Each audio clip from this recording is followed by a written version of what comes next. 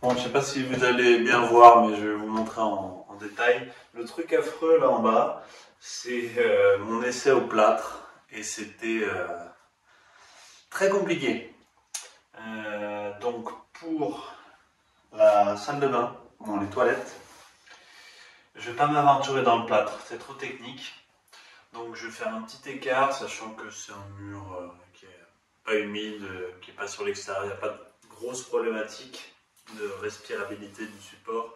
Je vais mettre du MAP pour avoir un rendu proche de ce qu'il y a déjà, ouais, du plâtre, un mur plâtré que je vais venir enduire et peindre normalement.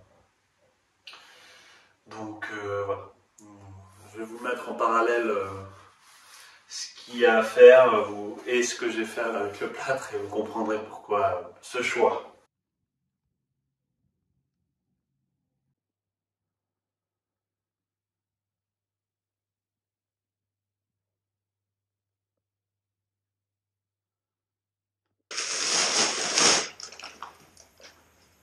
Oh, ah, j'adore ça.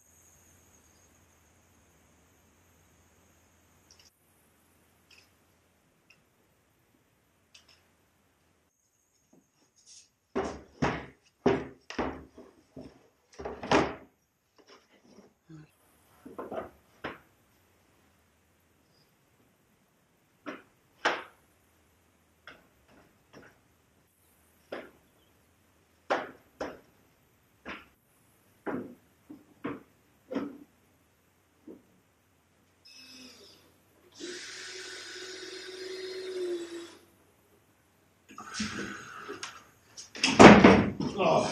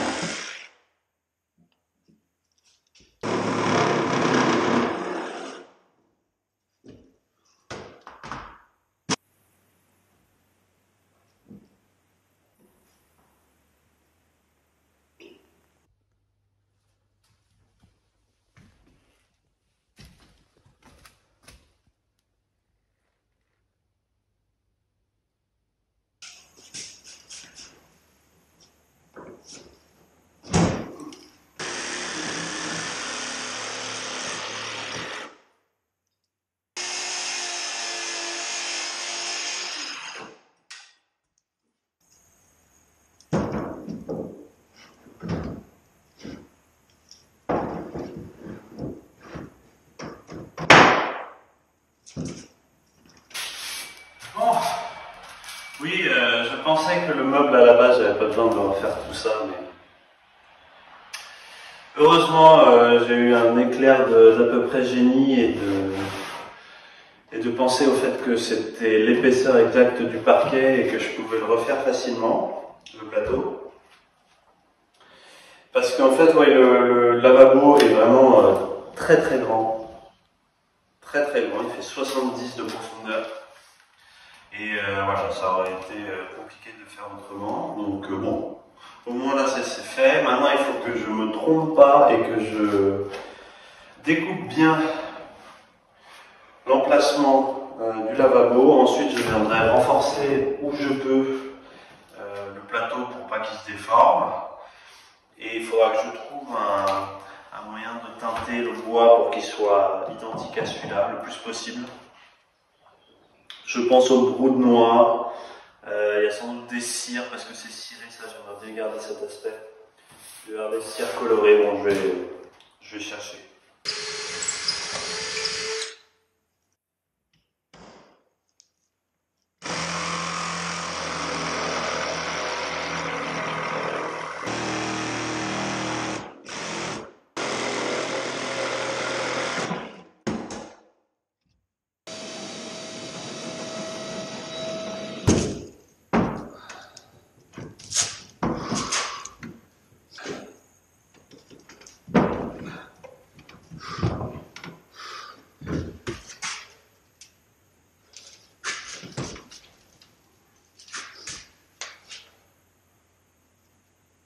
Ah, presque, hein.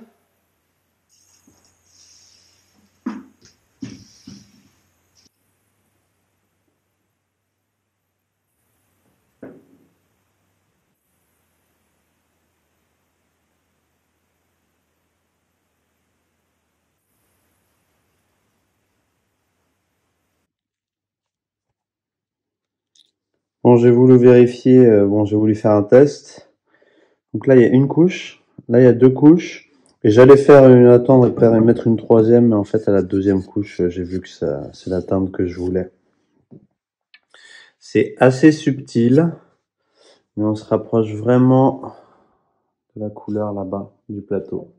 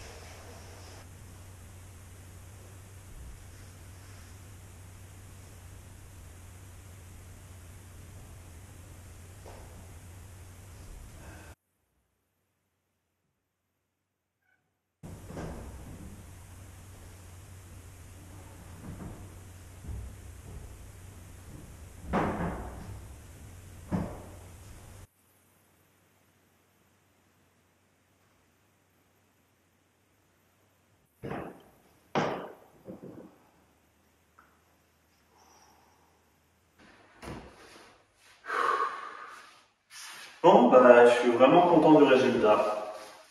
Je pense que je vais même pas siliconer parce que déjà il y a une grosse épaisseur parce que la vasque n'est pas parfaitement plane en dessous. Et il est tellement grand. Bon, je sais qu'en nettoyant je risque de mettre de l'eau, mais bon, de toute façon je verrai tout ça après. Ce meuble il va être décalé parce que c'est pas encore peint ici. Donc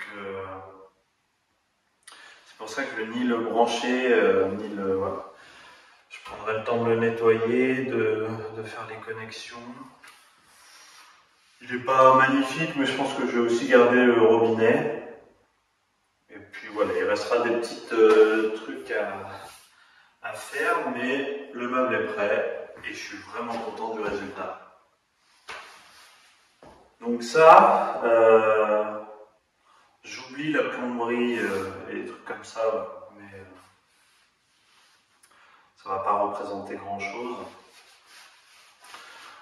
Parquet gratuit, bon, de la récup quoi. Le meuble m'a coûté 100 €. Ça c'était dans la maison, mais des lavabos d'occasion, il s'en trouve plein à vraiment pas cher. Alors j'ai jamais vu ce modèle, c'est pour ça que je le garde, parce qu'il est vraiment en plus assez unique, mais il y a des très jolis lavabos pour vraiment pas cher. Donc voilà, ça fait un meuble, et si on arrondit à 150 €, avec le charme qu'il a, c'est vraiment donné. Très très content.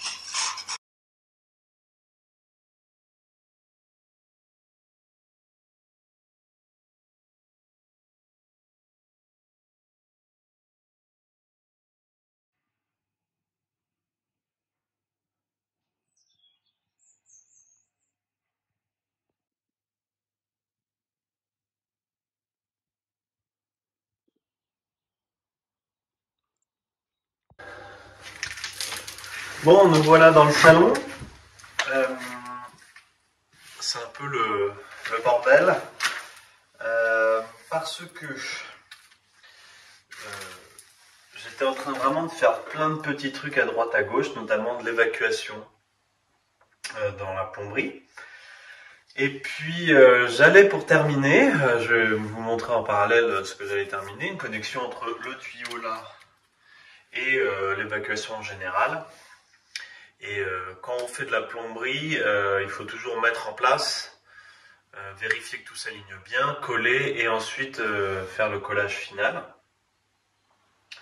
Sauf que je l'ai mis en place, j'ai un peu forcé parce qu'en fait il était contraint des deux côtés. Bon bref, on passe un peu les détails, mais en enlevant, j'ai cassé le tuyau, celui-là. Alors bien sûr, il aurait pu casser à des endroits pratiques, mais non. Il a cassé à l'intérieur de la dalle, sur un coude. Sachant qu'il y a un coude comme ça qui part dans un sens, puis un autre qui part dans l'autre sens. Donc il y a deux coudes et il a cassé au niveau du premier coude. Donc en fait, là, suis un peu niqué. Donc après un peu de... Bon, j'ai pas filmé tout de suite, j'ai essayé de rouvrir le coffrage. Heureusement, il était pas enduit. Bref, j'ai accès à ça. Maintenant, qu'est-ce qu'il faut que je fasse? Il faut que j'arrive à faire une connexion entre ce tuyau et celui-là, ici. J'ai pas d'autre endroit. Sachant que ce tuyau-là est assez important, c'est celui qui évacue mon lavabo et qui évacuera le lavabo côté chambre d'amis.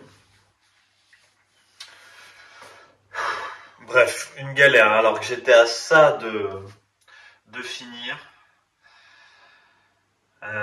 Donc, j'ai acheté de quoi faire une connexion ici, et ensuite un simple coude viendra connecter le tout. J'imagine, c'est pas forcément la meilleure solution en fonction de l'espace que j'ai et donc voilà, un truc de une heure qui s'est transformé en truc de 2 jours à aller devoir racheter les pièces plein de fois. Bon, bref. Une galère.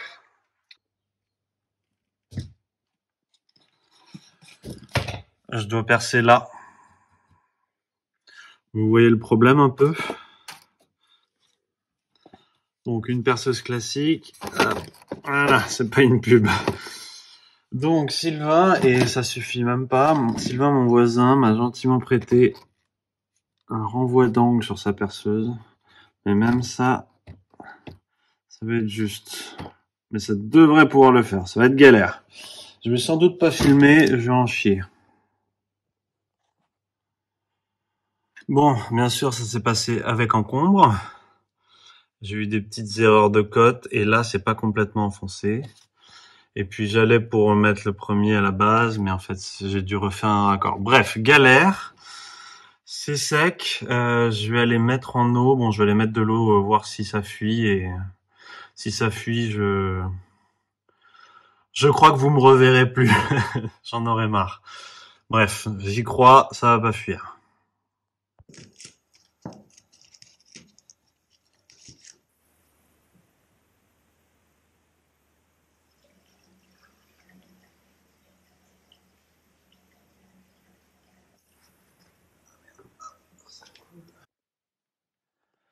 Bon, bien sûr, mis à part l'eau que j'ai foutue partout à côté, et qui a bien sûr faussé mon test pour savoir si c'était étanche, après avoir bien essuyé et utilisé un entonnoir, ça l'était pas. Donc vous voyez ce magnifique travail là, c'est vraiment crasse-pouille, hein, mais bon. Normalement, ça devrait tenir le coup, parce qu'en fait ça fuyait juste un petit peu en dessous là, ce qui me paraît assez logique.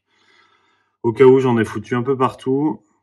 Heureusement, c'est pas esthétique et ça va être caché, et c'est parce que ça va être caché que je force un peu tout ça. Donc je vais laisser sécher et après je referai un test. Et après, honnêtement, je saurais plus quoi faire si jamais ça continue de fuir.